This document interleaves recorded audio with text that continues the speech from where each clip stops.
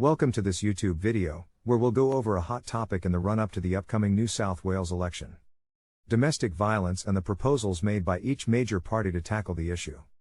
Labor's domestic violence election promises may have an effect on the delivery of services by legal aid and police, warns the independent body charged with assessing the cost of both major parties' promises. /n/N Labor has proposed a series of programs addressing domestic violence, including a pilot program for specialist sexual violence police in local areas and the extension of a series of court advocacy programs.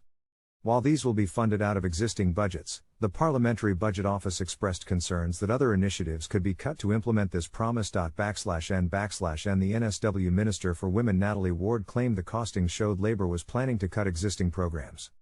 She added that the Liberal and Nationals government had invested a record $787 million in the last two budgets to combat domestic violence. Other promises include a $1.8 million commitment to fund a pilot program of sexual violence liaison officers. /n/N On the final day of campaigning, Labor faces a last-minute controversy after the South Coast candidate was caught saying problem gambling in Western Sydney was prevailing among certain cultural groups.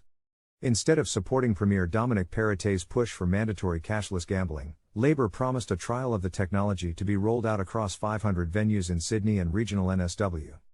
The candidate for South Coast Liza Butler suggested that cashless gambling should be trialled first in Sydney's West before rolling it out more widely. /n/N Chris Minns, the Labor leader, responded that gambling was indeed more of an issue in some communities, though he added that gambling harm was a problem Labor would inherit if elected.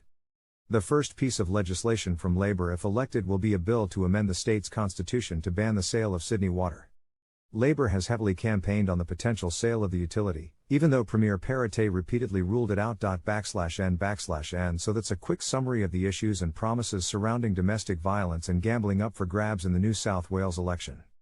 Stay tuned to follow up after the votes have been cast to get a glimpse at the government's plans going forward and how they will deliver on the promises they made.